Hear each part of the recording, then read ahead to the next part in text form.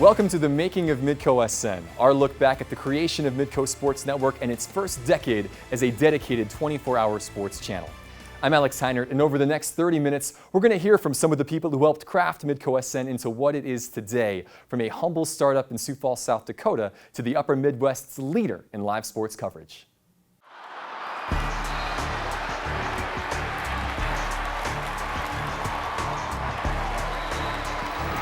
12 seconds on It'll be a Shea Walker.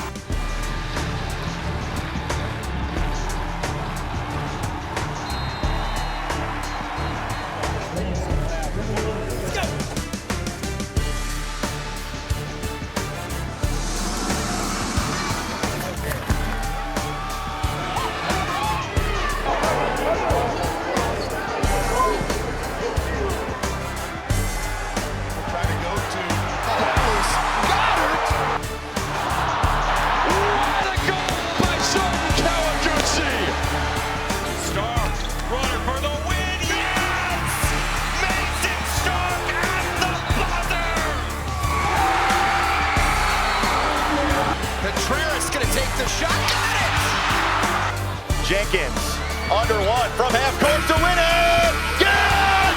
Yes! And gone! It's a game-winning walk-off grand slam! Give to Cofield, first down, and he might bust the big one. Drake Kajula, wow, there's a great move, and he scores!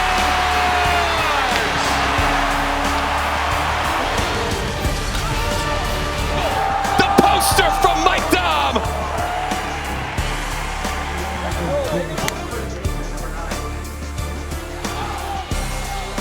Looking for the end zone, intercepted! The pass intercepted! Deion Harris! 3 on the way, bang! 33 from Mooney. Oh my goodness! Kai Cabela's just threw it in Denver's basket. Emailing the stats to chuck it up! Oh! Somebody went flying into the fence! Strebler gonna keep it all the way this time, right up the middle! Touchdown, Chris Strebler! Robbins, the lead block for Easton Stick, who will cruise in. And the Bison back in front.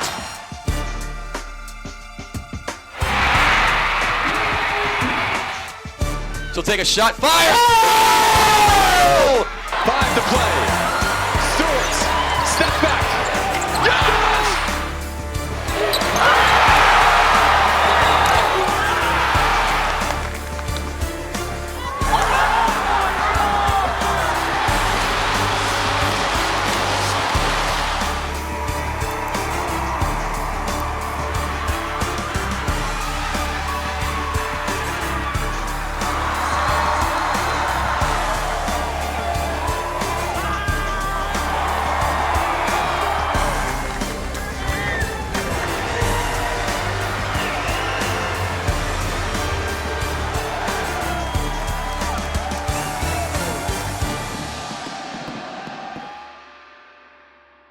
So how did all of that coverage come to exist? When the Making of MidcoSN returns, we'll tell you, starting at the beginning. Welcome back. To understand how Midco Sports Network came to be what it is today, we need to look back long before our first broadcast in 2010, back to the live TV origins of our parent company, Mid-Continent Communications. We had this history as a broadcaster. We owned the Kelland television stations in Sioux Falls, and we had a history of doing the state sporting tournaments, especially basketball and football. In 1996, we sold the Kelland stations to Young Broadcasting, and then kind of got away from the live production world. But over time, we started to wonder about doing live sports, and if we could produce a regional network, if we had enough content to do that, if we had enough skills. The discussions are always, what can we do that makes us different and brings something great, not only from a business perspective, but to our community.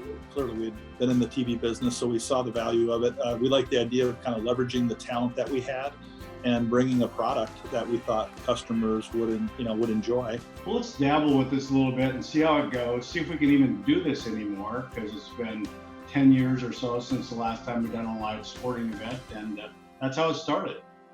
Midco's shift back into sports television began in 2005 when a channel on Mid-Continent Cable Services was dedicated, at least part of the time, to airing local games produced by other stations. For a while, we called it the Mid-Continent Channel. And then we cleared Channel 23 almost everywhere, and we called it MC23. When we first started, we didn't have all the production flex and everything, so we started to try to collect things that we weren't able to produce ourselves because it was so expensive. In 2005, Northern State played Kentucky in basketball, I think in Rupp Arena, and they were desperate to have the game. We worked really hard to get the game. I'm sure we paid a little bit for it. I got thank you cards, and this is from the coach and from every single player. And literally just out of my inbox had this big envelope, and I stood there and I was like speechless. Because those are moments you don't really realize the impact you're having. That was in 2005. The desire for more live coverage of regional sports, combined with the early successes of MC23, gave Mid-Continent the confidence to try something a little more ambitious. We started talking about producing some games. We wanted to do it in a way that would be a quality way, not just something that would put content on the air, but something that we couldn't be proud of. How do we go about this small, incrementally, and just kind of experiment?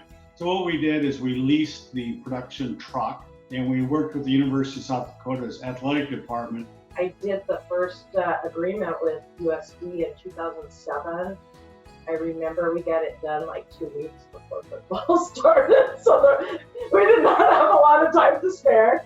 USD agreed to have MC23 produce one game that fall, the Coyotes' home opener against Winona State on September the 8th, 2007. And a former local sports anchor was brought in to call the action. It was a football game at USD. I don't remember any details about that game. I can see it, but I don't remember how it went. I'm sure it went fabulous, but it was just exciting to be able to go out and do a live game like that. That was the very first seminal event, and we were just happy that the whole event went live and worked.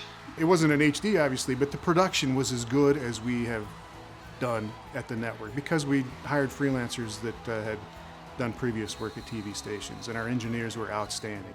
I don't remember who they played. I don't remember who won the game, but I remember carrying the cameras. I remember who was working. I remember going out after the game and celebrating that we just did this.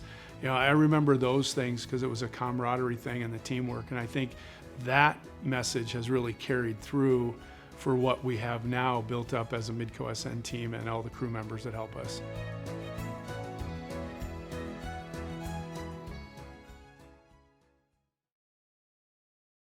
Even though it was only one game, the success of MC23's first live production in 2007 was a big step forward. Mid-Continent signed on to do more live events the following year, including additional USD football and basketball games, as well as extended coverage of Area D2 schools. The only problem was there was no dedicated channel for these games to air on. Good afternoon, welcome to the Dakota Dome, Vermillion, South Dakota, and college football on Mid-Continent Communications. Mid-Continent, of course, has the channel lineup, and there was a movie channel. We would pop up at 7 o'clock on a Saturday night or 4 o'clock on a Saturday afternoon, whatever it was, for 3 hours. Here's MC23, we're going to do this live football game, and then we would go away again, and it would go back to this movie channel. Thankfully, MC23's status as a part-time network was only temporary, and in 2010, after 3 years of testing, Mid-Continent was ready to go all in on their own 24-hour sports channel. We were, I think, gratified in what we could produce, and the confidence went up that we could really pull this off on a more regular basis. I think Pat really was the one who said, we need to take this and see what we can do, and will it help us preserve cable customers by putting our own unique sports channel out there. We thought we could technically pull it off and be able to do it, and we've gotten the assurance from the customer base that if we had more of this, they'd like it. Those were the two key components that allowed us to take that next big leap and say, okay, it's actually going to be a sports network and not just an occasional game.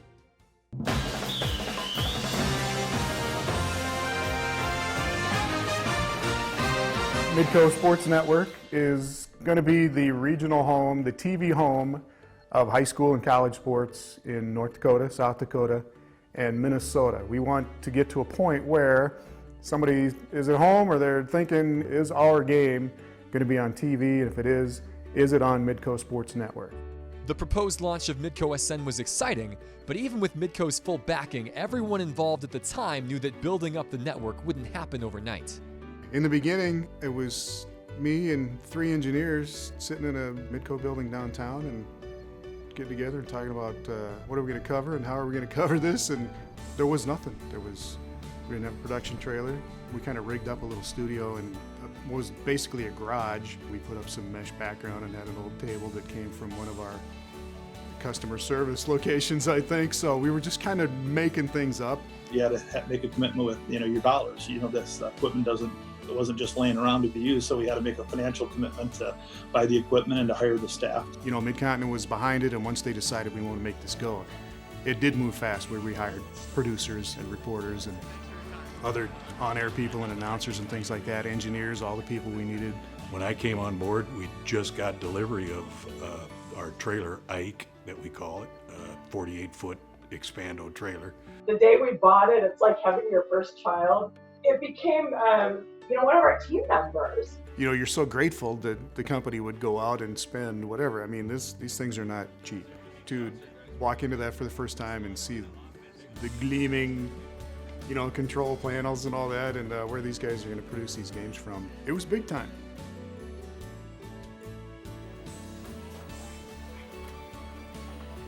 When I first started, we were doing spotty games here and there. We were doing a lot of Division II stuff, and so I was involved with that. The NSIC was all in on letting us, promote them and get them on TV, because Division II conferences, don't get a lot of that. And so when the idea of us coming to do games live on TV weekly, I think they got pretty excited about that. Tom Neiman and I were traveling around together a lot. We spent a lot of time in the car, spent a lot of time in the booth together.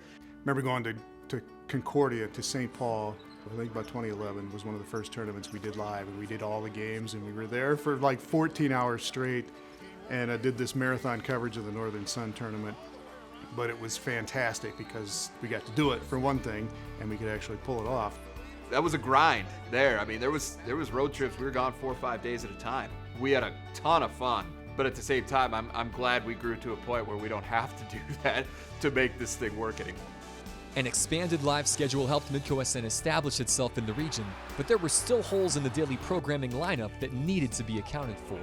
We started to feel the challenge, I guess, of trying to fill a full-time schedule for a network. We got to have ideas to make original programming to supplement these live games we were doing. You don't have live sporting events all the time, so we have to fill some time here and there. One of the shows that they added was Midco Sports Magazine, which is a human interest original program. Join us for Midco Sports Magazine. Stories about the people in North and South Dakota and their passion for sports and their lives. I think Midco Sports Magazine brings a heart to the network.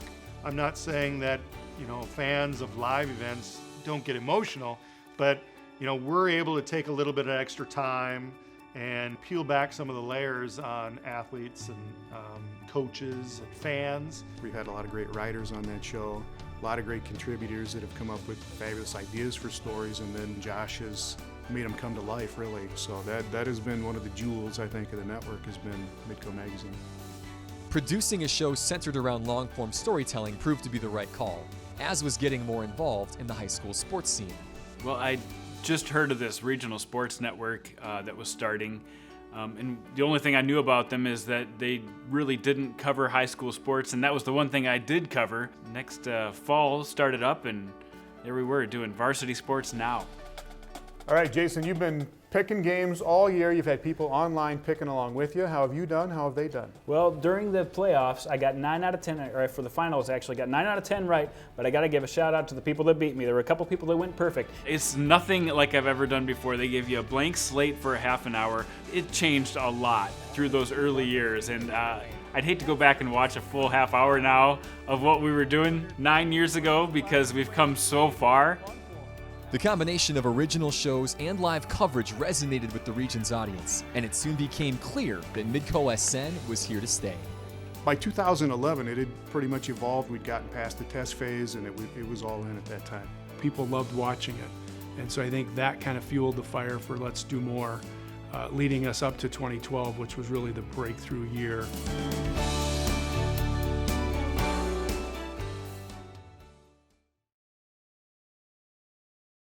By 2011, Midco Sports Network was broadcasting USD games on a regular basis and carrying SDSU basketball and UND hockey games produced by other parties.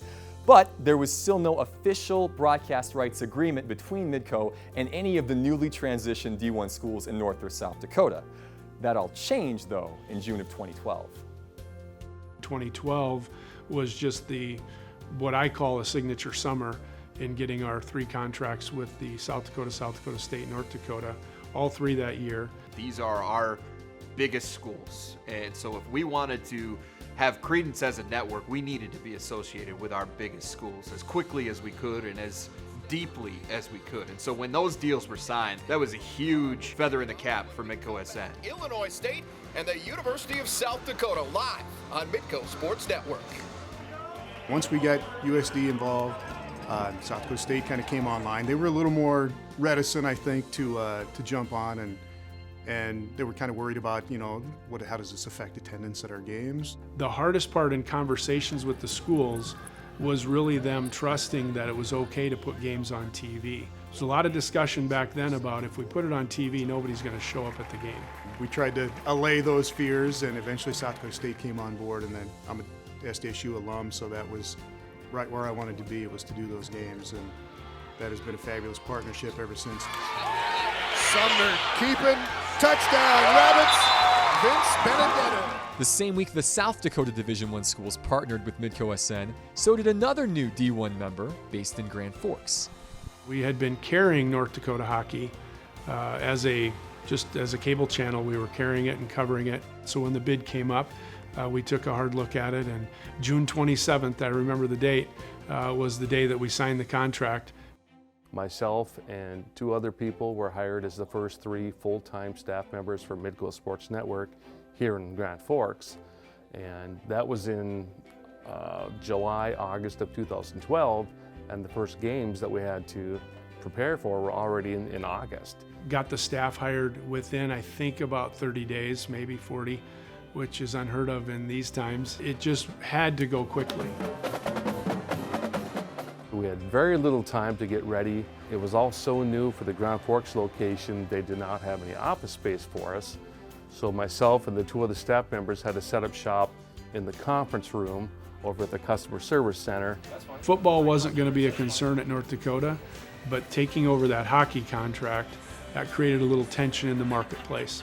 How can this new cable venture do hockey the way we do it? And I think we quickly squelched those rumors or fears that we weren't going to know how to do hockey, and we do it very well.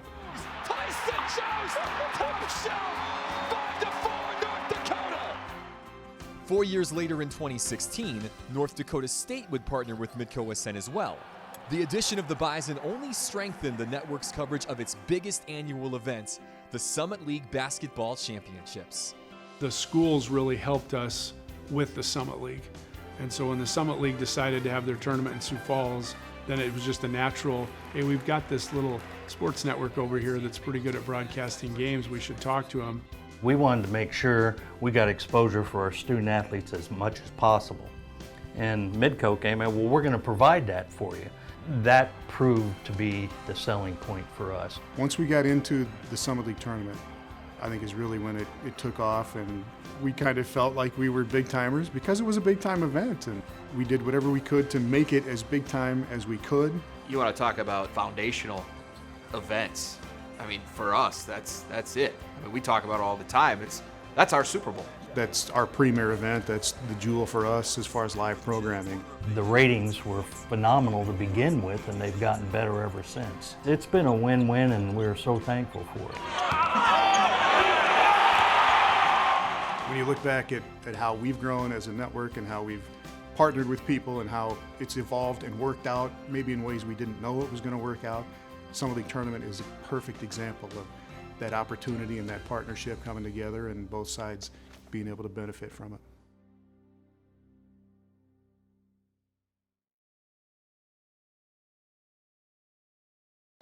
So that, more or less, is how we got to where we are today. From producing one live event back in 2007 to well over 200 annually. From utilizing a handful of freelance workers to supporting 37 full-time employees. From a few thousand viewers in a season to nearly 2 million in our last sports year. It's all a testament to the vision, investment, hard work, and passion of so many, including you, the viewer at home. So on behalf of all of us, past and present at MidcoSN, thank you. Thank you for watching. Thank you for supporting what we've been about for these last 10 years. And thank you for making Midco Sports Network possible from year 1 to year 10 and beyond. It's hard not to look around every day that you walk in a studio here at MidcoSN and not think about how far things have come. The company's put so much into this. Moving our standard definition trailer to high definition, getting a second production vehicle, investing in staff, all those things. The progress that we've continually made in the last 10 years really sticks with me. We've taken it from a leased production truck with only one full-time employee to where it is now. That gives me the most pride, that building something over time. And I'm very, very proud of what's there. I feel great wearing that logo and just being able to say, I work at Midco Sports. Best job I ever had, and it's not even close. I can't imagine finding a place where you could do exactly what you wanted to do for a company that cares about you more. That pride inside the company is something that's pretty awesome to behold. I'm such a small part of what this has become, and even when it started, I was such a small part of getting it off the ground. Just thankful to the people that were there at the beginning, and it makes you feel good about being here and hopefully being here for another 10 years.